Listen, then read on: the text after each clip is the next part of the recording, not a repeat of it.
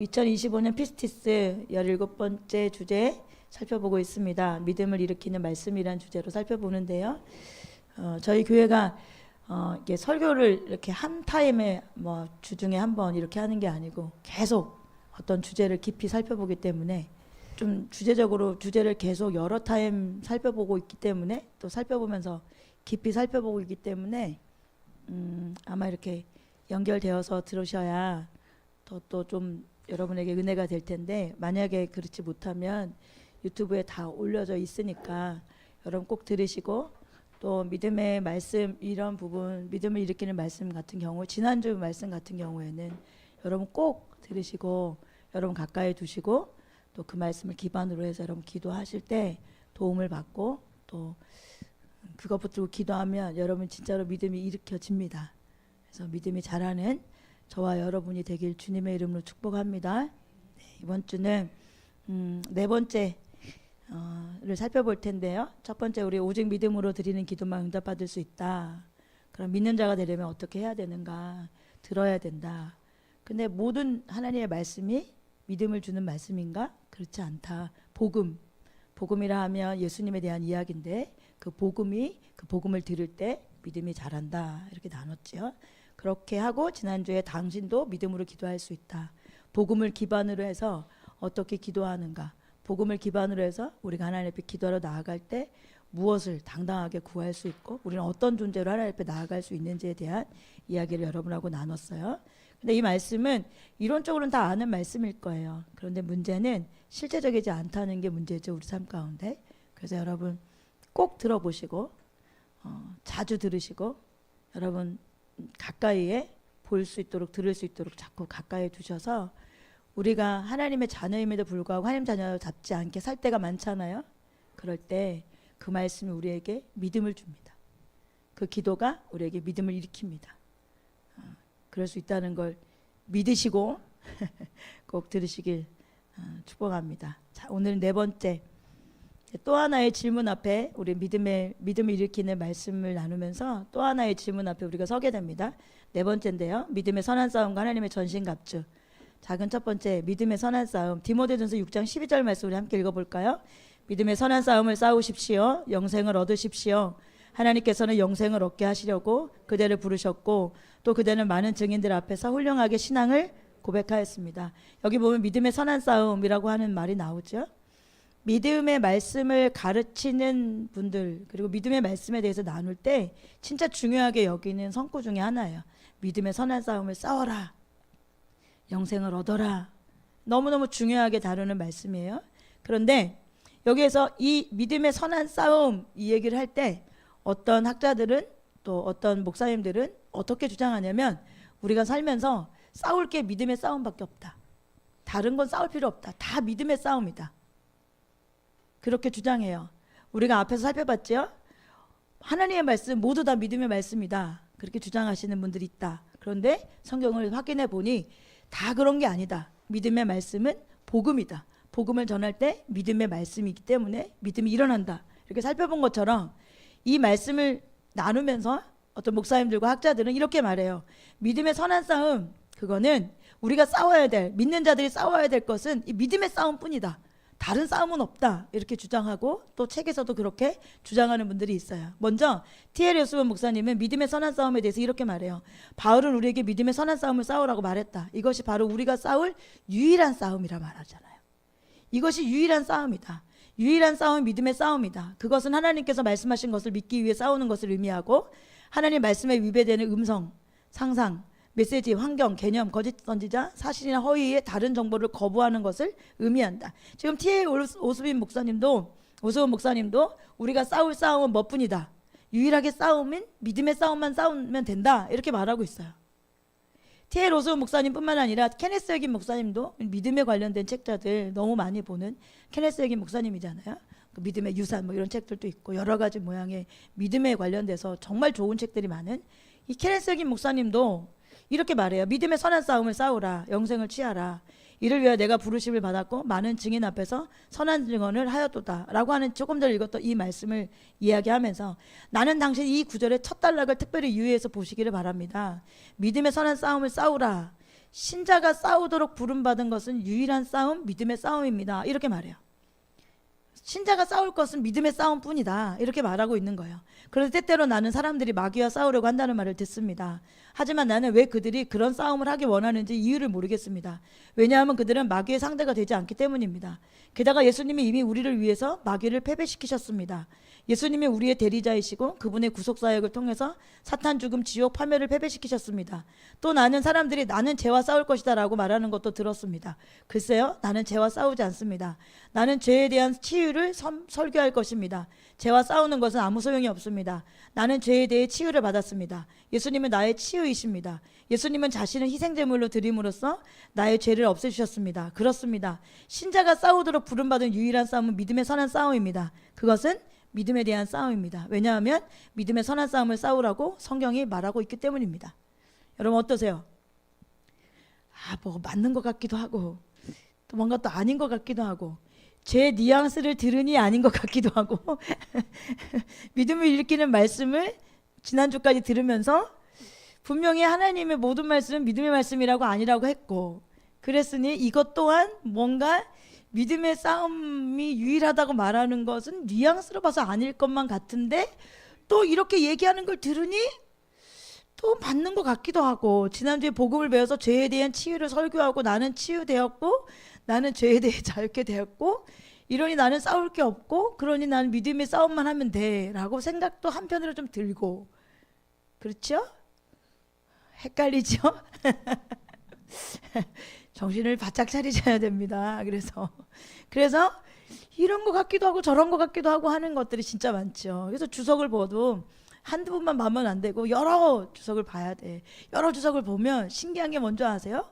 다 다른 주장을 하고 있다는 거예요. 제가 과거에 여기 감신 가서 감신에 전에는 도서관을 이제 들어갈 수 있도록 해줬어요. 다른 교회, 다른 타인들도 들어갈 수 있게 해주셔서 거기 가서 공부를 많이 했어요. 그러면 신학교니까 주석이 많잖아요. 주석을 한 10권씩 갖다 놓고 주석을 보기 시작하면 맞는 게 거의 없어요. 다 다른 이야기를 하고 있어요. 그럼 뭘 하지?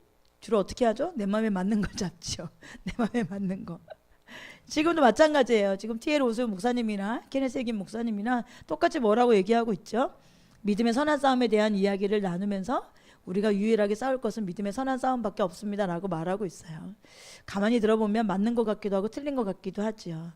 그렇잖아요. 성경은 분명히 의심과 싸움도 또 죄와도 싸우고 마귀와 싸움에 대해서 분명히 말하고는 있는데 그렇게 생각하면 해긴 목사님이 죄랑 싸울 것도 없고 마귀랑 싸울 필요도 없다고 말하는 것이 성경적이지 않은 것 같아. 근데 한편으로 또 마귀도 믿음으로 대적해야 되고 여러분 죄도 믿음으로 이길 수 있잖아요. 그렇게 생각하면 또 이게 또 맞는 것 같아. 해긴 목사님이나 오수훈 목사님이 주장하는 우리가 싸울 것은 믿음의 싸움밖에 없습니다라고 말하는 것이 또 맞는 것 같아. 헷갈려. 뭐가 맞는 거야? 뭐가 옳은 걸까요? 하나하나 좀 살펴보도록 하겠습니다. 먼저 믿음의 선한 싸움에 대한 이 의문을 먼저 해결합시다. 뭐가 맞는 건지. 그 다음에 믿음의 선한 싸움이 무엇인지 좀 살펴보도록 하겠습니다. 자, 첫 번째, 오늘은 아마 이 믿음의 선한 싸움에 대한 의문을 해결하는 데까지만 나갈 수 있을 것 같아요. 다음 주에 아마 믿음의 선한 싸움이 무엇인지를 좀 살펴볼 수 있을 것 같습니다. 첫 번째, 우리 함께 읽어볼까요? 우리가 싸워야 할 싸움이 과연 믿음의 싸움 하나인가? 케네스 해긴 목사님과 T.L. 오수훈 목사님이 우리가 싸워야 될 싸움이 믿음의 싸움 하나라고 주장하잖아요.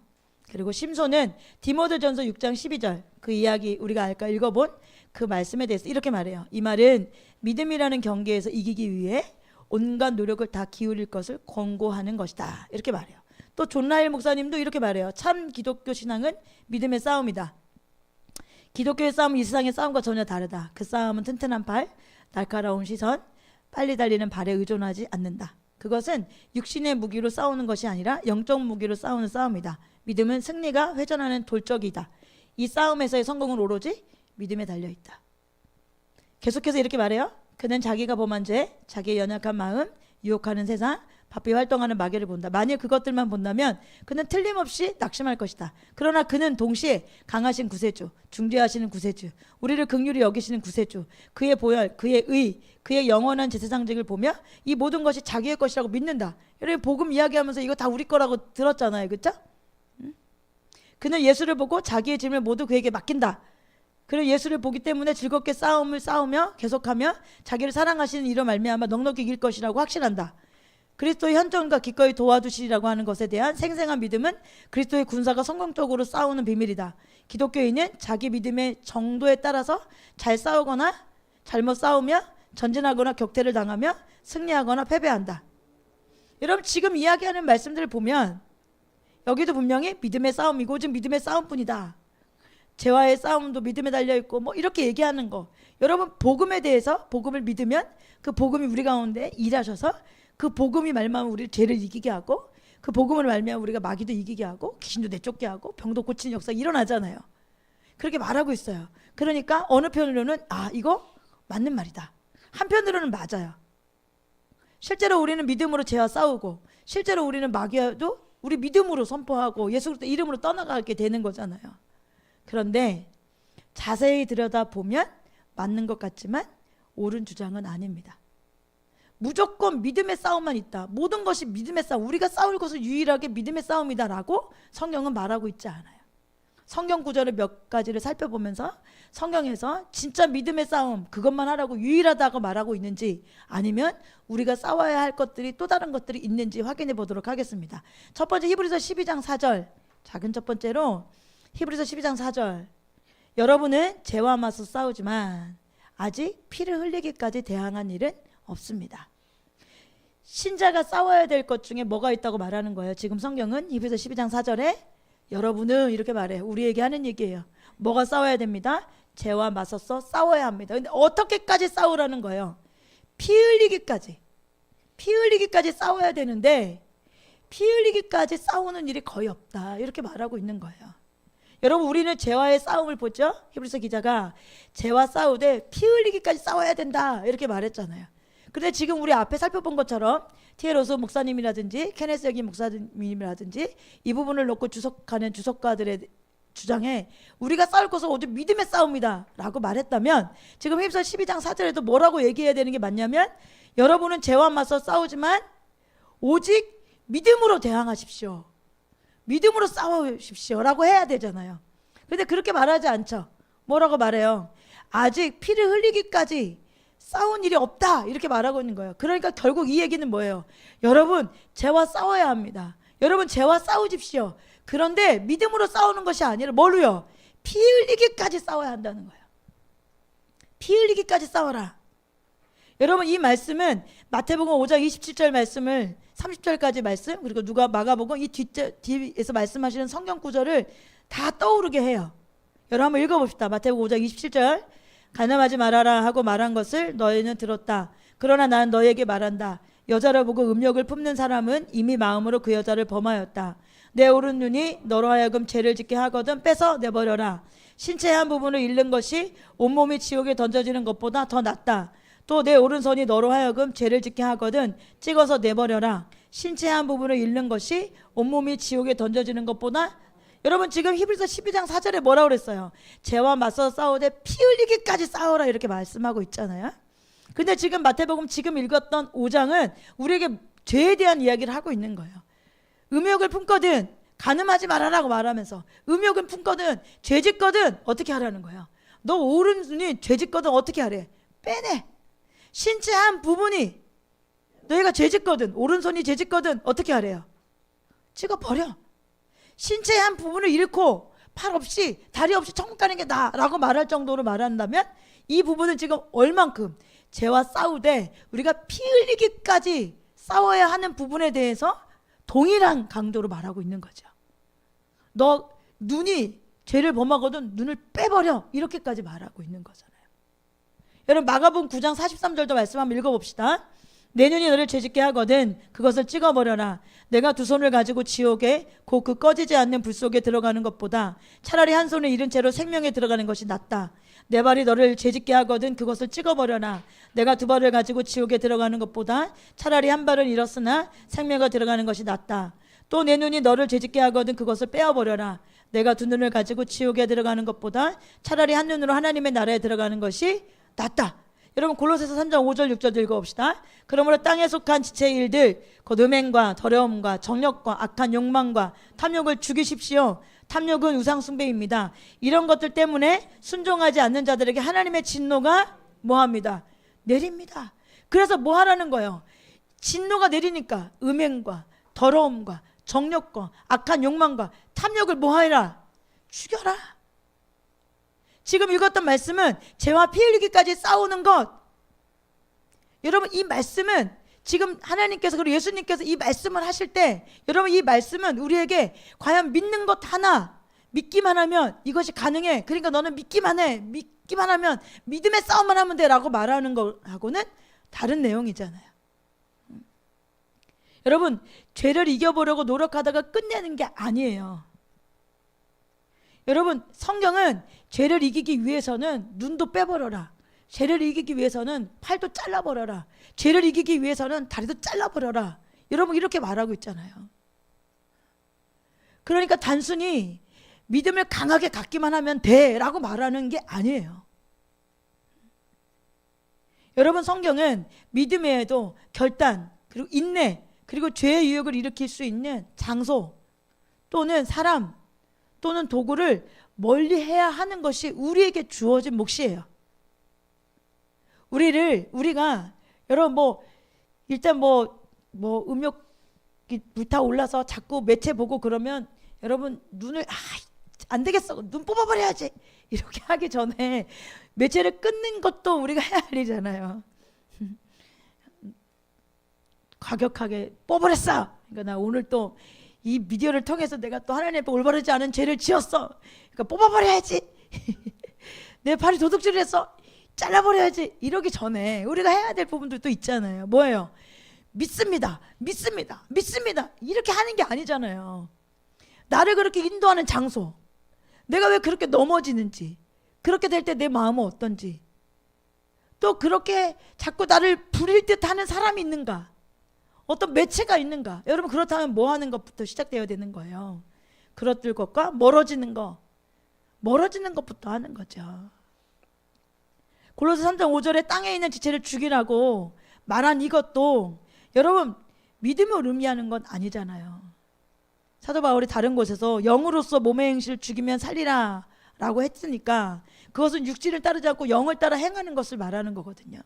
여러분 육신을 따르지 않는 건 뭐예요? 나는 예수님 믿습니다 하면 되는 게 아니잖아요. 그 예수님께 내게 허락하신 권세를 이용해서 뭐 하는 거예요? 자기를 부인하고 날마다 내가 죽는 거예요. 내 안에 예수님이 살 수 있도록. 이건 믿음의 싸움만 있는 게 아니라 내 육체, 내 땅에 있는 지체를 죽이는 건 여러분 내 편에서 싸워야 돼요. 어떻게? 피 흘리기까지 싸워야 한다고요. 그러니 믿음의 싸움뿐만 있는 것이 아니라 여러분 죄와 싸워야 되는 영역이 우리 가운데 있는 거예요. 무엇으로요? 피 흘리기까지 싸우는 거예요, 여러분. 그러면 성령을 따라서 노력하고 행하는 일들이 우리 가운데 주어지고 하나님께서 그렇게 인도해 가세요. 그럼 우리는 뭐 하는 거예요? 우리 편에서 순종하는 거죠. 그러니 믿습니까? 라고 얘기할 때 아멘 하면 되어지면 좋겠다. 그쵸? 저도 복음이 이것입니다 라고 얘기하면 아멘, 믿음이 막 부를 때 일어났어. 내가 오늘 당장 집에 가도 죄를 이길 수 있을 것 같아.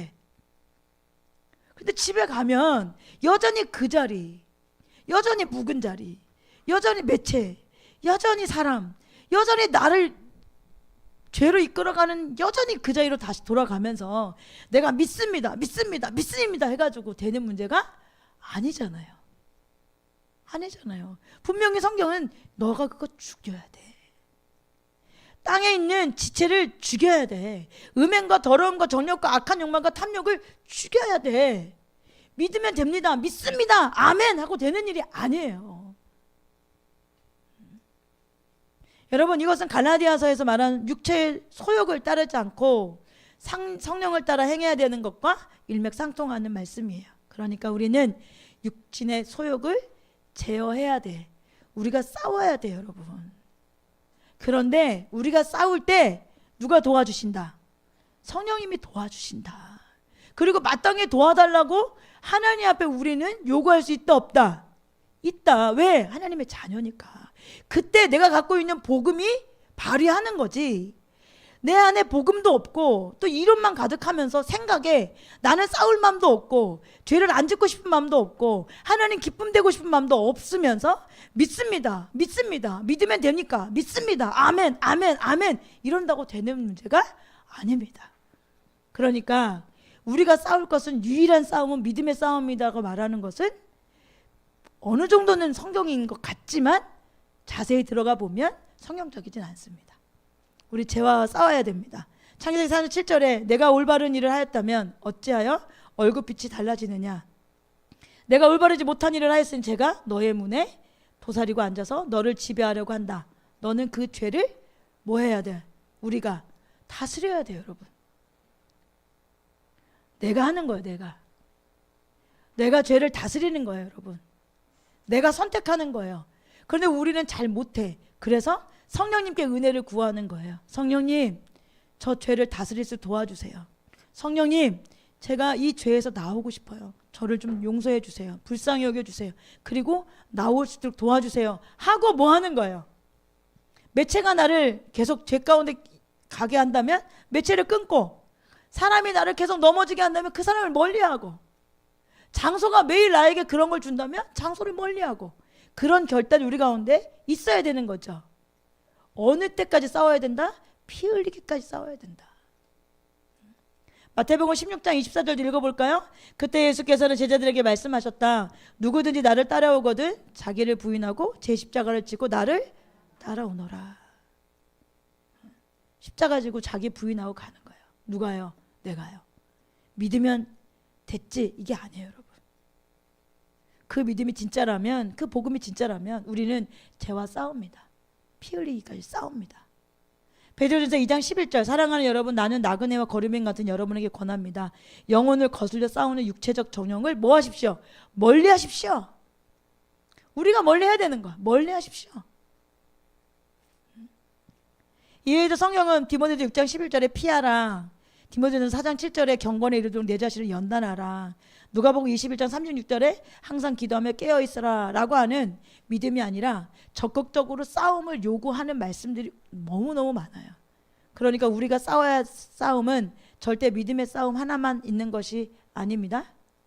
믿음의 말씀이 여러분 성경 전체가 아니듯이 믿음의 싸움도 성경 전체 싸움은 아닙니다. 믿음의 싸움도. 자, 두 번째 성경 구절 확인해 봅시다. 고린도전서 9장 26절 같이 읽어봅시다. 시작. 그러므로 나는 목표 없이 달리듯이, 여기서 목표 없이 달리듯이 이 이야기를 싸움이라고 표현할 수 있어요. 달리는 거예요. 권투하는 것처럼, 허공을 치는 것처럼 하는 게 아니다. 어딘가를 향해서 싸우고 어딘가를 향해 목표를 향해 달려가야 된다, 이렇게 말하고 있는 말씀인데, 이거는 자기와의 싸움에 대한 이야기예요. 목표 없이 달려가지 마라. 그 목표가 어디냐? 자기와의 싸움이다. 그런데 어떻게 싸워야 되는 거예요? 믿으면 되는가? 그렇지 않아요. 여러분, 고린도서 9장 26절 이 말씀 앞에 말씀을 좀 살펴볼게요. 24장부터 27장까지 말씀을 살펴보면, 앞뒤 문맥들을 살펴보면 이게 진짜 어떤 의미로 말씀하고 있는 건지를 살펴볼 수 있어요. 우리 같이 24절부터 27절까지 읽어보도록 할게요. 시작. 상을 받는 사람은 하나뿐이라는 것을 여러분은 알지 못합니까? 이와 같이 여러분도 상을 받을 수 있도록 달리십시오. 경계에 나서는 사람은 모든 일에 절제를 합니다. 그런데 그들은 썩어 없어질 월계관을 얻으려고 절제를 하는 것이지만 우리는 썩지 않을 월계관을 얻으려고 하는 것입니다. 그러므로 나는 목표 없이 달리듯이 달리기를 하는 것이 아닙니다. 나는 허공을 치듯이 권투를 하는 것이 아닙니다. 난 내 몸을 쳐서 굴복시킵니다. 그것은 내가 남에게 복음을 전하고 나서 도리어 나 스스로는 버림을 받는 가련한 신사가 되지 아니려는 것입니다. 여러분, 조금 전에 읽었던 26절 말씀에 제가 26절 말씀은 자기와의 싸움이다 라고 말했다는 이유가 뭐냐면 27절 보세요. 나는 내 몸을 쳐서 뭐 한다? 굴복시킨다. 이렇게 말하고 있잖아요. 왜 그렇게 굴복시킨대요? 사도 바울이 고백하는 거예요. 내가 많은 사람에게 복음 전해서 많은 사람을 돌이켰어. 그런데 내가 도리어 스스로 버림받는 가련한 신세가 되지 않기 위해서 항상 하는 게 뭐라는 거예요? 내 몸을 쳐서 굴복시킨다는 거예요. 그러면서 그 내 몸을 쳐서 굴복시킨다는 말을 뜻을 24절과 26절에 반복해서 나오는 한 단어로 표현하고 있죠. 뭐 하면서? 모든 일에 절제함으로. 모든 일에 절제함으로. 내가 열심히 달려갑니다. 경기장에서 모든 일을, 경기에 나가는 선수들은, 내가 최근에 제가 그걸 봤어요. 그 발레 하시는 분들, 우리나라에 엄청 유명하신 발레, 전에는 안 그랬었는데 요즘에는 그 남자 발레 하시는 분들이 또 우리나라에서 유망주들이 많다고 하더라고요. 그래서 한예종에 많은 사람들이 이렇게 있는데 그분들이 막 회계로 많이 나가서 좀 나라 이름을 높이고 하는 일이 있나 봐요. 그래서 이제 발레 하시는 분들 뭐 이렇게 다큐처럼 나온 게 있어서 제가 그걸 하나 봤는데, 제가 그걸 보고 야, 이거 정말 뭘 하나든 이렇게까지 하지 않으면 진짜 잘할 수 있는 게 아니구나라는 생각이 들더라고요. 한예종 학생들에 대한 이야기가 많이 나왔는데, 아침에 그 연습실에 들어가면 밤 12시까지 그 연습실이 있는데, 그리고 계속 그 몸을 훈련시켜야 되고 또 몸을 이렇게 계속 체력 올려야 되기 때문에 먹는 것도 관리해야 되고, 그리고 막 다치는 것도 너무 많더라고요. 발도 다 막 망가지고. 그래서 또 그것을 치료하는 일도 너무너무 고통스러운 일인 것 같고. 근데 여러분, 만약에 우리가 경기장에 나선 운동선수예요. 그러면 마음껏 먹고 싶은 거 먹고 자고 싶은 거 자고 하고 싶은 거 다 하진 않잖아요. 마칠 때까지 뭐 하죠? 절제하잖아요. 사도 바울이 그렇게 말해요. 나는 모든 일에 절제한다. 월계관 얻으려고 절제한다. 썩지 않을 월계관을 얻으려고 난 절제한다. 그리고 나는 달려간다. 그러면서 그 달려가면서 하는 일이 뭐예요? 나는 내 몸을 쳐서 굴복시킨다. 여러분, 이것이 믿음의 싸움으로만 되어지는 게 아니잖아요. 여러분, 이기기를 다투는 자마다 절제가 필요해요. 믿는다고 이것이 없어지는 게 아니에요. 이와 같이 믿을 뿐 아니라 모든 일에 절제하고 자기 몸을 쳐서 복종시켜야 한다라고 성경은 분명히 말하고 있죠. 이것이 자기와의 싸움을 싸우는 방식이고 여러분 승리의 비결이에요. 그렇기 때문에 하나님 말씀을 믿기 위한 싸움이 아니라 이건 종류가 다른 싸움인 것을 우리가 확인할 수 있습니다. 한편 여러분, 자기 몸을 치는 방법에는 여러 가지가 있죠. 사도 바울이 내 몸을 쳐서 굴복시킵니다. 여러분, 하나님 말씀 듣는 것도 자기 몸을 치는 거고 기도하는 것도 자기 몸을 치는 거예요. 그런데 말씀을 들어도 기도해도 안 변할 때가 있죠? 많지요? 그때 해야 될 게 금식이에요, 여러분. 금식. 절제가 잘 안 돼. 분명히 이게 죄인지도 알겠고 분명히 이건 아닌 걸 알겠는데도 잘 안 돼. 말씀을 들어도 잘 안 되고 기도를 해도 이 영역이 잘 안 돼. 여러분, 그렇다면 금식하시면 됩니다. 복종도 잘 안 돼. 혈기도 잘 눌러지지가 않고 음란을 이길 수가 없고 애쓰지만 안 된다. 성령님께 은혜를 구하지만 잘 안 된다. 그렇다면 여러분 금식하십시오. 여러분, 신약성경에 간질병에 걸린 아이가 있었잖아요. 그 아버지가 예수님 제자들 찾아왔지만 제자들은 그 아이의 간질을 고치지 못하죠. 보통 믿음으로 기도하면 고쳐졌었는데 잘 안 되자 제자들이 당황해요. 그래서 제자들이 예수님께 마태복음 10장 19절에 그때 제자들이 따로 예수께 다가가서 물어요. 우리는 어찌하여 귀신을 쫓아내지 못합니까? 그러자 예수님께서 다른 사본에 이렇게 말해요. 그러나 이런 종류는 기도와 금식을 하지 않고는 나가지 않는다. 여러분, 말씀 듣는 것도 내 몸을 치는 거고 기도하는 것도 내 몸을 치는 거예요. 그런데 내 마음대로 잘 안 돼. 죄를 이겨야 되는데 이겨지지가 않아. 어떤 영역들은 분명히 그런 영역들이 우리 안에 있을 수 있어요. 승리가 어떤 영역들은 잘 되는 영역이 있고 어떤 영역들은 오래 묵어서 안 되는 영역이 있단 말이에요. 그렇다면 먼저 기도하십시오. 하나님의 은혜를 구하고 성령님의 은혜를 구해서 기도하십시오. 그래도 안 되면 금식하십시오. 우리는 죄와 싸울 때 어떻게 해? 여러분, 피 흘리기까지 싸워야 된다니까요. 지금 이 말씀을 통해서도 사도 바울의 말씀을 통해서 우리가 배우는 게 뭐예요? 여러분, 나와의 싸움이라는, 나와의 싸움.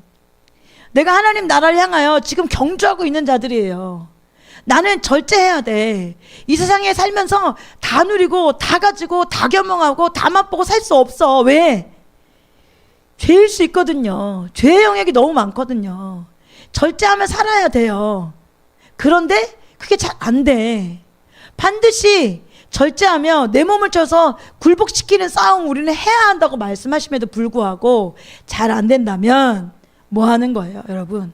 되어질 수 있도록 금식하시는 것을 권면합니다. 여러분, 강한 종류의 귀신은 금식이 필요해요. 우리의 속사람과 겉사람이 서로 싸우죠? 그런데 겉사람이 너무 강해서 우리가 이길 수 없을 때 금식하면 그 겉사람을 약화시켜서 전세를 뒤바꿀 수 있습니다. 육신을 일시적으로 악화시켜서 전체를 뒤집을 수 있는 것이 여러분 금식이에요. 요즘 금식 잘 안 하는 것 같아. 저도 금식을 잘 안 하고 여러분들도 보면 금식하는 사람 거의 못 본 것 같아. 근데 제가 여러분만 할 때 나 때는 금식 많이 했거든요. 여러분 죽지 않습니다. 네, 여러분 죽지 않습니다. 네. 내 삶에 진짜 해결이 안 되는 영역들이 있잖아요. 그냥 또 그렇게 흘려보내지 마시고, 여러분 죄와도 피 흘리기 싸워야 되고 자기 자신과도 절제되어야 되는 자기 자신과도 싸우셔야 돼요, 여러분. 근데 잘 안 된다. 그러면 여러분 금식하세요. 금식하시면서 하나님의 은혜를 구하세요. 반드시 우리가 승리해야 합니다. 여러분 너무 많이 먹잖아요, 우리. 그래, 영적으로 한번 생각해 보세요. 영적으로 내가 정말 절제하며 경기장의 선수로서 살고 있는가? 나는 그 일을 위해 내 몸을 쳐서 자기 관리를 잘하고 있는가? 하나님 말씀 앞에 내가 올바로 서서 잘 따라가고 있는가? 여러분 그렇지 않다면, 또 어떤 영역으로 참 안 되는 영역이 있다면 금식하시면, 금식 자체가 죄를 없애주지는 않지만, 금식 자체가 사람을 뭐 거룩하게 만드는 건 아니지만, 금식은 확실히 육을 약화시켜요. 그래서 우리의 그 육체에 나오는 그 힘을 약화시키기 때문에 힘을 빼고 난 다음에 싸워볼 만해요. 그렇기 때문에 여러분 금식하면 오래 묵은 자리들은 여러분 승리할 수 있는 기회가 우리 가운데 주어져요. 여러분 막 쓰고 싶잖아. 재정도 막 쓰고 싶고, 시간도 막 내 마음대로 막 쓰고 싶고, 그냥 뭐 보는 것도 막 부구장창 뭐 보고 싶고 막 그러잖아요. 근데 우리의 삶에 절제라는 단어가 있는가? 내 몸을 쳐서 복종하는 삶의 어떤 영역이 있는가? 하나님 나라와 영광을 위해서 내가 믿는 자로서 내가 진짜 천국 백성이 되고자, 천국 백성으로 살고자 하는 마음으로 난 하나님 자녀로서 마땅히 살기 위해 나를 관리하고 절제하고 이 땅에서 하나님의 자녀로 살고 있는가? 우리 살펴보셔야 돼요. 여러분 그렇지 않다면, 사도 바울이 너무 무서운 이야기를 했잖아요. 스스로 내 몸을 쳐서 굴복시킵니다. 그것은 내가 남에게 복음 전하고 도리어 나 스스로 버림받는. 여러분 그냥 믿는다고 천국 가는 게 아니에요. 사도 바울이 왜 이렇게 염려해요? 왜 자기 관리해요? 왜 절제해요? 사도 바울도 내가 하나님 앞에 쓰임받고 버림받을 수 있다는 생각을 하는 거잖아요. 내가 다른 사람에게 복음 다 전해놓고 절제하지 않고 흥청망청 내 마음대로 살고 내 육체가 원하는 대로, 제 마음이 원하는 대로 살다가 하나님 앞에 버림받을 수 있다는 걸 아는 거예요. 그래서 사도 바울의 삶의 사역을 통해서 무수한 영혼들이 돌아오고 교회가 세워지고 놀라운 이적과 기적이 나타났어도 사도 바울은 항상 하나님 앞에 자신을 발견하면 어떻게 사는 거예요? 절제하며 사는 거예요. 내 몸을 쳐서 복종시키는 거예요. 왜요? 버림받지 않으려고. 그런데 여러분, 우리는 교회 오면, 교회 다니면 그냥 천국 간다고 생각하지만, 여러분 이런 말씀을 사도 바울은 내가 이렇게 살아도 하나님께 나를 버릴 수 있어라고 생각을 했단 말이에요. 그런데 우리는 무엇을 듣고 도대체 뭘 믿고 어떤 자신감으로 나는 이렇게 살아도 천국 간다, 난 이렇게 교회 다녀도 천국 간다, 이렇게 생각할 수 있는 거예요? 예수님 때문에 하나님 말씀 앞에 내가 하나님 자녀로서 절제하는 삶도 없고 뭐 자기 몸을 쳐서 복종하지도 않고 죄와 피 흘리게 싸우지도 않으면서 일주일에 한 번 교회 오니까 난 천국 간다라고 생각한다면 여러분 성경 다시 보셔야 돼. 여러분 성경 다시 보세요. 성경은 어디에도 그렇게 말하고 있지 않습니다.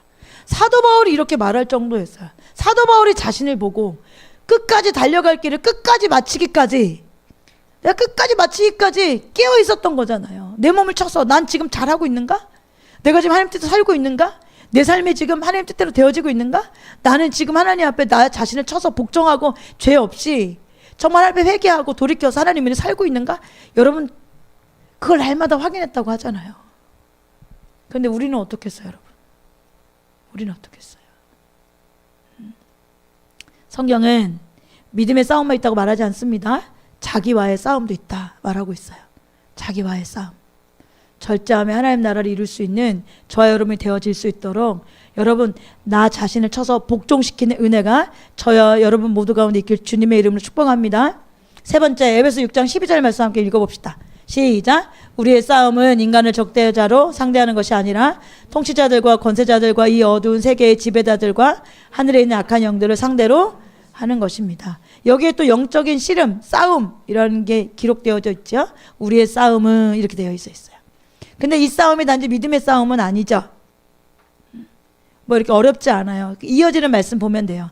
자, 12절에 우리의 싸움은 인간을 적대자로 상대하는 것이 아니라 우리가 싸워야 될 대상이 있다. 통치자들과 권세자들과 이 어둠 세계의 지배자들과 하늘에 있는 악한 영들을 상대로 우리는 싸우는 거다. 믿음의 싸움만 있는 거 아니죠? 우리 악한 영들과 싸움을 해야 한다는 거예요. 그런 싸움이 있다는 거예요. 그러면서 이어져서 이렇게 말해요. 그러므로 어떻게 이것과 싸울 수 있는가? 네가 싸우는 게 아니라 우리가 싸우는 게 아니라는 거예요.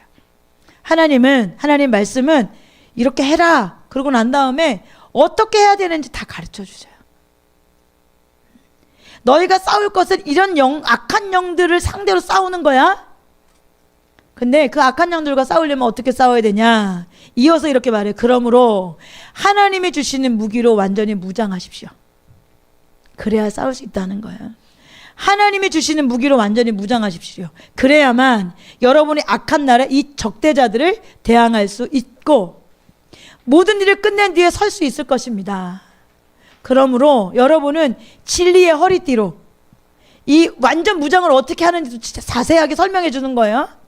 완전 무장하십시오. 이렇게 말하는 악한 영들과 싸워야 하는데 이 악한 영들과 싸우려면 하나님이 주시는 무기로 완전히 무장하십시오 라고 말하면서 완전 무장에 대해서 설명해 주고 있어요. 먼저는 어디에부터? 허리띠부터. 허리띠. 허리가 튼튼해야 된다고 하잖아요. 허리띠. 무엇으로? 진리의 허리띠로. 기본은 진리예요, 여러분. 가장 중요한 게 진리야. 기본은 진리예요. 진리의 허리띠로 뭐하고 허리를 동이고 그 다음에 정의의 가슴막이로 가슴을 가리고 의로워져야 돼요. 하나님의 의로 의로워지는 거예요. 가슴을 가리고 버티어 서십시오. 그런 다음에 발에는 무엇? 평화의 복음. 그쵸? 여러분 복음을 가지고 가야 내가 복음을 전해야 복음을 듣는 사람들이 뭐가 생겨요? 믿음이 생기잖아요. 믿음이 막 올라오잖아요. 복음을 들어야. 그러니 우리가 세상에 나가서 사람들에게 다가갈 때는 믿지 않는 사람들에게는 전해야 될 게 뭐예요? 예수 믿으면 돈 많이 번다. 예수 믿으면 부자 된다. 예수 믿으면 문제 해결된다. 이런 게 아니에요. 그들에게 믿음이 일어날 수 있도록 뭘 전하는 거예요? 복음 전하는 복음. 복음이 뭐예요? 예수님의 이야기잖아요. 예수님이 어떻게 오셨고 이 땅에서 무슨 일을 하셨고 어떻게 돌아가셨고 다시 부활하셨고 다시 오시겠다고 약속하셨고 그 일을 하나님께서 왜 행하셨는지에 대한 이야기를 해주시는 건 그게 복음이잖아요. 그러니 발에는 뭐가 있어야 돼요? 평화의 복음. 여러분 복음 잘 아셔야 돼. 그리고 우리 안에 복음이 장착되어야 돼. 그러니 지난주에 복음에 대한 복음을 기초로 가지고 여러분 기도하는 거 여러분 그건 너무너무 중요한 말씀이잖아요. 그리고 그 말씀이 바로 내 거여야 되고 그래야 우리가 누군가에게 복음을 전하러 갈 때 그 복음에 대해서 정확하게 알려줄 수 있잖아요. 이런만이 아니라 그냥 예수님 믿어 입으로만 시인하면 돼 라고 말하지 마세요. 여러분 그렇게 가르치면 안 되잖아요. 성경에서. 예수를 믿을 때 십자가에서 우리는 어떤 사람이 됐는지, 어떤 능력을 얻게 됐는지, 어떤 권세를 갖게 됐는지, 내가 전에는 어떤 사람인데 이제는 어떤 사람이 됐는지가 정확하게 나타나는 게 복음이잖아요. 그런 복음을 전하고 예수를 믿을래? 이게 예수님이야. 이 예수님이 너를 구원할 수 있어라고 구원 이르게 하는 믿음을 줄 수 있고, 또 구원에 이르는 그 믿음 안에 그 치유의 복음이 같이 있다는 거 여러분 배우셨잖아요. 여러분 평화의 복음을 잘 아셔야 돼. 그 다음에 이 모든 것에 대하여 믿음의 방패 손에 들고, 그것으로서 여러분 악한 자가 쏘는 모든 불화살 막아 꺼버릴 수 있을 것입니다. 그리고 구원의 투구, 구원이 이루면 살아가는 것이 구원의 투구예요. 성령의 검, 뭐예요? 하나님 말씀, 그거 받으십시오. 온갖 기도와 간구로 언제나 성령에서 기도하십시오. 이것을 위하여 늘 깨어서 끝까지 삼으면서 모든 성도를 위하여 간구하십시오. 여러분 마귀와 귀신들과 싸우기 위해서 믿으면 돼 라고 말하지 않잖아요. 그렇죠? 하나님의 전신갑주로 표현된 진리, 의, 평화의 복음, 믿음, 구원 뭐 이런 게 다 우리 안에 뭐 해야 돼요? 준비되어야 돼. 하나님 말씀, 기도, 많은 것들이 승리를 위해서 우리가 오늘 요구되어지잖아요. 그러니 우리가 싸워야 될 싸움은 믿음의 싸움뿐입니다 라고 말씀하시는 것은 올바른 말씀이 아닙니다. 이해하시죠? 자, 네 번째, 고린도서 10장 3절에서 5절까지 말씀 같이 한번 읽어봅시다. 시작. 우리가 육신을 입고 살고 있습니다마는 육정을 따라 싸우는 것은 아닙니다. 싸움에 쓰는 우리의 무기는 육체의 무기가 아니라 하나님 앞에서 견고한 요새라도 무너뜨리는 강력한 무기입니다. 우리는 궤변을 무찌르고 하나님을 아는 지식을 가로막는 모든 교만을 쳐부수고 모든 생각을 사로잡아서 그리스도께 복종시킵니다. 여러분 이 말씀 보니까 무슨 생각이 나냐면, 여러분 이 말씀 보니까 육신으로 싸우면 안 된다고 말하는 것 같아요. 여기 보니까 말하고 있잖아요. 육신을 입고 살고 있지만, 그쵸?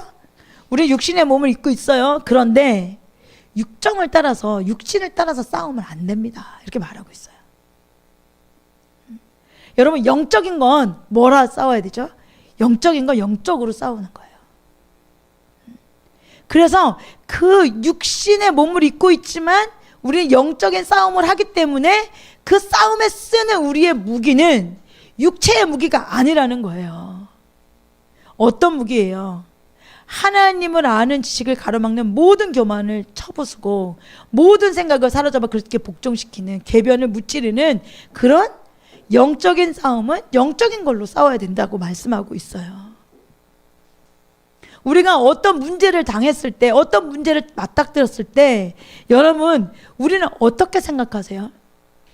그 문제를 해결할 때 여러분 육신의 것으로 생각하세요? 아니면 영적인 것으로 생각하세요? 여러분 일상에 무수한 시간들이 있잖아요. 선택들이 있고 일상에 무수한 일들이 있잖아요. 여러분 그럴 때 우리는 영적인 사람들이잖아요. 하나님의 자녀잖아요. 그런데 우리의 삶에 선택하고 어떤 걸 해결하고 문제를 만났을 때 여전히 육체적인 것들로만, 육신에 있는 것들로만, 세상 사람들이 생각하고 판단하는 것들로만 우리가 판단하고 생각하고 선택한다면 여러분 우리는 승리할 수 없습니다. 성경이 그렇게 말하고 있지 않잖아요. 여러분 우리 영적인 사람들이에요. 영적인 삶은 영적인 것으로 싸우고 영적인 것으로 해석해야 하나님 나라의 백성으로 살아갈 수 있거든요. 여러분 꼭 기억하세요. 우리는 여전히 육신의 몸을 입고 있지만 여러분 우리가 싸우는 것은 육신의 것이 아니에요.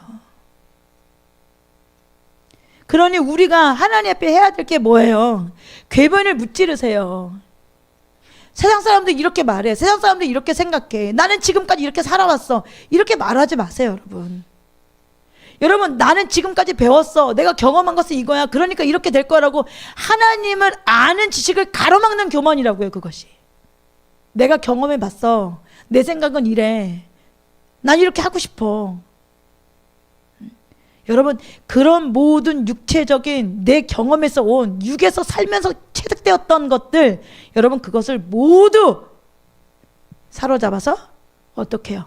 그리스도께 복종하십시오.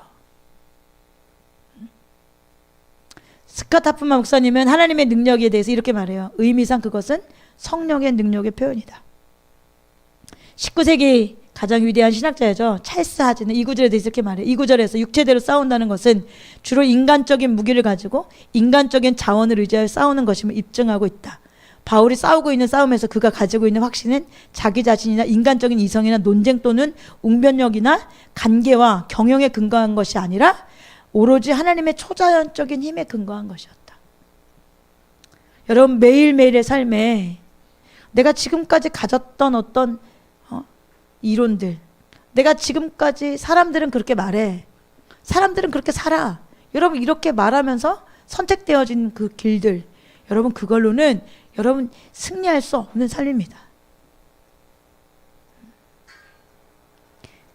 다음 구절에 대해서 주의하면서 여전히 이렇게 써요. 복음을 전하는 자들은 자기 힘을 의지하지 말며 논쟁으로 적을 이기려 하지 말아야 된다. 여러분 이거 보세요. 자기 힘으로 의지하지 말고 논쟁으로 적을 이기려 하지 마.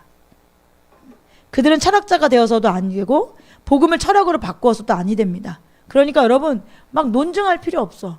어떻게 보면 좀 말 많은 사람들 좀 조심해야 돼. 괜히 말 많은 사람들 있잖아. 그 죄짓기 딱 좋아. 왜요? 내 마음에서 말이 나오잖아요. 막 아무 얘기나 하고 다녀. 여러분 그게 하나님 앞에선 죄일 수 있는 말들이 너무 많은 거예요. 왜요? 내 생각을 가르치고 내 주장을 나타내고 지금까지 내가 습득한 것들을 나타내. 그럼 내가 누가 주인이야? 내가 주인이잖아요. 내가 주인이잖아요. 그러니 그냥 막 하나님과 멀어지면 말이 많아 사실. 그냥 아무 얘기 막 하지. 괜히 나를 높이려고, 괜히 내가 좀 아는 척 하려고, 괜히 내 이름 좀 나도 좀 알아 이런 거 내세우려고, 교만을 나타내려고. 그렇게 말 많이 하면 살 필요 없어요. 궤변을 늘어뜨리면 논쟁할 필요도 사실 없어요, 여러분. 왜요? 성경에 근거가 있고 성경을 근거로 삼으면 그만이에요. 그게 우리가 가장 절대적으로 존중하고 가장 우리 가운데 하나님께서 근거로 주셨기 때문에. 여러분 생각해 보세요. 지금 여기에서 말씀하신 고린도서 10장 3절에서 5절에서 말씀하신 이 말씀은 우리가 굉장히 많은 영역 진짜 기도하면서 이 말씀대로 살아야 돼. 여러분 우리는 궤변도 너무 많고 내가 안다 하는 것 때문에 하나님께서 알려주시는 것도 그냥 그것보다 이게 더 중요해 라고 말할 때도 너무 많아요. 그러니 우리의 모든 생각을 사로잡아서 그리스도께 복종하고 내 생각이 아니라 하나님께서 주시는 것으로 이겨야 되는 거예요. 우리는요. 여러분 계속해서 이렇게 주의하는 거예요. 그래야만 이 싸움은 양편 모두에게 있어서 사람의 싸움이 되고 말 것이다. 인간의 이성 대 인간의 이성, 한 사람의 지성 대 다른 사람의 지성의 싸움이 될 것이다. 바울은 고린도 사람들에게 보냈던 먼저 본 편지에서 자신이 당신들에게 철학자로 행세하지 않고 증인으로 왔으며 사람의 지혜에 속하는 말을 가지고 있지 않았으며 또 자기의 논리적인 힘이나 설득력 있는 구변을 의지하지 않고 오직 성령의 나타남과 능력에 의지해서 이겼음을 기록하고 있다. 그가 지키려고 애쓰는 신앙은 인간의 지혜에 근거한 것이 아니라 하나님의 권능에 근거한 것이며 사람의 오성에 호소하는 논증에 근거한 것이 아니라 하나님의 증거에 근거한 것이다. 여러분 사도 바울이 얼마나 똑똑한 사람이에요? 우리랑 근접할 수 없는 사람이었어요. 사도 바울은 진짜 1% 안에 소속되어졌던 사람이에요. 상위 1%. 그의 가정도, 그가 교육받은 것도, 그의 열심 또한 모든 것이 다 상위 1%에 해석되었던 사람이에요. 그런 사람이 여러분 논증을 하려면 얼마나 논증을 잘하겠어요. 그런 사람이 자기의 경험을 이야기한다면, 자기가 알고 있는 지성에 대해서 이야기한다면 얼마나 할 얘기가 많겠어요. 그런데 사도 바울은 뭐라고 말씀하시죠? 내가 하는 게 아니라고 말하잖아요. 내가 말하는 게 아니라고 해요. 하나님이 내게 입술에 말 준다. 그래서 기도하잖아요. 하나님 저에게 마땅히 할 말을 주세요. 할 말이 없을까요? 사도 바울이? 지시가 없을까요? 지성이 없었을까요? 뭐 아는 게 없었을까요? 그렇지 않아요. 그래서 사도 바울이 알았어요. 그걸로 싸우는 게 아니라는 것을. 그걸로 싸워서 이길 수 있는 게 아니라는 것을 사도 바울은 알았던 거죠. 그러니까 열심히 뭐 하는 거야? 하나님이 내게 알게 해주십시오. 하나님 생각을 알게 해주십시오. 하나님 지금 어떻게 싸워야 합니까? 하나님 이거는 어떻게 무엇으로 싸울 수 있어야 합니까? 하나님께서 말씀을 주십시오. 하나님께서 인도해 가십시오. 사도 바울은 그렇게 살았단 말이에요. 그런데 뭐 우리가 얼마나 탁월하고 많이 알고 뭐 뛰어나다고 맨날 내가 가진 경험, 내가 갖고 있는 거 그거 막 주구장창 얘기하면서 막 자랑하는 거 어떻게 보면 너무너무 부끄러운 일이에요. 그렇잖아요, 여러분. 여러분 고린도전서 2장 1절부터 5절 말씀에 형제자매 여러분, 내가 여러분에게로 가서 하나님의 비밀을 전할 때 훌륭한 말이나 지혜로 하지 않았습니다. 누가 얘기야? 사도 바울이 고백한 거예요. 보세요. 내가 하나님의 비밀을 전할 때 내가 갖고 있는 훌륭한 말, 내가 갖고 있는 지혜로 전하지 않았다. 여러분 사도 바울은 이거 다 갖고 있는 사람이에요. 여러분 가끔 여러분도 그런 생각하지 않아요? 어떤 뭐 유튜버 같은데 뭐 교육 관련되거나 다큐나 뭐 이런 거 관련된 거 보면 저는 가끔 막 혀를 내두를 때가 있어요. 어떻게 저렇게 말을 잘하지? 어떻게 저 내용을 저렇게 집약적으로 기가 막히게 설득력 있게 저렇게 잘하지? 저는 그럴 때 너무 막 감탄이 돼. 박수가 막 쳐져. 야, 기가 막히다. 그래서 막 그걸 외우고 싶어, 그대로. 나도 좀 써먹고 싶어. 뭔가 효과적으로 아주 적절한 단어로 그렇지만 뭔가 요약된 중언부언하지 않고 그런 말을 하는 사람들이 저는 너무 부러운가 봐. 그래서 그렇게 언어를 구사하면 그런 사람들은 되게 매력 있다고 생각이 되어져요. 근데 여러분 제가 볼 때 사도 바울이 지금 유튜버였으면 진짜 최고 1등 유튜버였을 것 같아. 응? 뭐 지식 채널 같은 거 했으면 진짜 사도 바울은 진짜 어마어마한 부자와 진짜 수천만 명의 구독자를 갖고 있는 장난 아닌 분이었을 것 같아. 여러분 생각해 보세요. 얼마나 탁월하고 얼마나 뛰어나고 열심까지 있고 열정까지 있었던 사람이란 말이에요. 그런 사람이 지금 다 이 시대 가운데 있었으면 야 지금 유튜버로 모든 사람이 죽게 돌아왔을 텐데. 그래서 사도 바울이 뭐라고 얘기해요? 나 그거 의지하지 않았다 이렇게 말하잖아요. 나 그거 의지하지 않는다. 나 훌륭한 말이나 지혜로 하지 않는다. 나는 여러분 가운데 예수 그리스도 그 십자가에 달리신 그분밖에는 아무것도 알지 않기를 작정했다. 그러니까 여러분 예수님 얘기 말고 자꾸 이런 표현 죄송한데 좀 안 해도 되는 쓸데없는 말 그만하고 삽시다 우리. 좀 그럴 때 좀 많은 것 같아. 괜히 그러다가 죄 짓는다니까요. 예수님 이야기하기도 바쁘잖아요. 예수님을 알기를 작정했던 사도 바울과 같이 여러분 얼마나 공부도 열심히 했어. 사도 바울이 얼마나 뛰어난 가정에 뛰어난 가문에 얼마나 진짜 수제자 탁월한 이번 수능에 100, 뭐 만점짜리가 나왔더라고요. 저기 밑에 광주 쪽에서 전주 어느 한일공가 어디서 나온 것 같던데. 그래서 만점을 사람이 정말 너무 인간적이지 않잖아요. 어떻게 좀 틀려주고 해야지. 어떻게 다 맞냐. 상상이나 돼? 나는 우리 가끔 뭐 5층에 학원 학생들이 100점 맞았어요. 이러면 그것도 너무 신기해. 하나 정도는 틀려줘야지 인간미가 좀 흐르는 거지. 100점을 맞고 그러냐. 한 60점 맞았던 애가 갑자기 98점 맞으면 너무 아쉬워요. 100점을 못 맞았다고. 아니 좀 이상하잖아. 응? 여러분 근데 사도 바울 생각해보면 야 진짜 어느 틈이 없었던 진짜 너무너무 완벽한 세상적으로 봐도 너무너무 완벽한 사람이었을 거예요. 그런데 그 사람이 예수님을 만나고 그거 다 의미 없구나. 그거 다 소용없구나. 내가 뭔가 잘못 알고 있었구나. 그러면서 열정적으로 타오르는 게 뭐야? 나 하나님 알기만 원해. 나는 그 십자가 그곳에서 일어난 일이 무엇인지 알기 원해. 나는 그곳에서 일어난 능력이 뭔지를 알기 원해. 나는 그 하나님 그 한 분만 알기 원해 라고 작정하잖아요. 아무것도 알지 않기로 난 작정했습니다. 십자가에 달리신 그분밖에는. 내가 여러분과 함께 있을 때 나는 약했고 두려워했고 무척 떨었습니다. 우리랑 똑같죠? 똑같아요. 나의 말과 나의 설교는 지혜에서 나온 그럴듯한 말로 한 것이 아니라 어떻게 해요? 성령의 능력이 나타낸 증거고 그것은 여러분의 믿음이 사람의 지혜에 바탕을 두지 않고 하나님의 능력에 바탕을 두게 하려는 것입니다. 사도 바울이 이렇게 고백하는 거잖아요. 여러분 사도 바울이 말한 무기는 말씀의 성령에 나타나신 능력이라는 걸 우리가 살펴볼 수 있죠. 이 사실이 우리에게 복음 전도에 대한 놀라운 빛을 전해줘요. 여러분 단지 우리는 복음을 전하면 안 되고 십자가에 도 멸망하는 자들에게 미련한 것이기 때문에 사람들 눈에는 우리가 아무리 말로 복음 전해봐야 잘 안 믿어요. 그러니까 지금 전도가 잘 안 일어나잖아요. 여러분 우리가 전파하는 십자가에 못 박힌 그리스도는 유대인에게는 꺼리끼는 것이고 이방인에게 미련하는 것이잖아요. 그래서 사도 바울은 전도를 전도에 미련한 것이라고 고린도전서 1장 21절에 말해요. 여러분 복음을 멸망하는 자들, 불신자들에게는 미련해 보여. 그러니까 열심히 예수 믿고 열심히 기도하고 하나님 말씀대로 살아가려고 하는 사람들은 세상 사람들 눈에는 미련해 보여. 왜 저렇게까지 살지? 미련해 보여.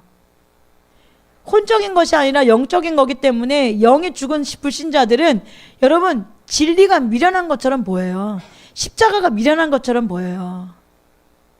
그런 사람들한테 복음을 믿으십시오 라고 말만 하면 믿겠냐고요. 안 믿죠. 그러니까 사도 바울이 말의 능력으로 하지 않고 성령의 나타내심과 능력의 복음을 전한 거라고 말하잖아요. 여러분 지금도 그때랑 상황이 다르지 않죠. 사람들은 견고한 진.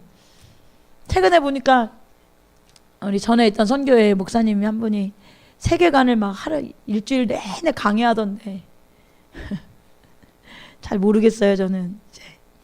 근데 어쨌든 우리 시대는 그래요. 뭐 진화론이며 뭐 마르크스주의며 이런 것들이 모든 이론이 될 수 있고 미신도 있고 뭐 타종교, 이단, 동성애 이런 뭐 하나님을 아는 대적하는 높아진 진들이고 볼 수 있고 개똥 철학 여러 가지 헛된 철학들 이것이 모든 생각일 수 있거든요.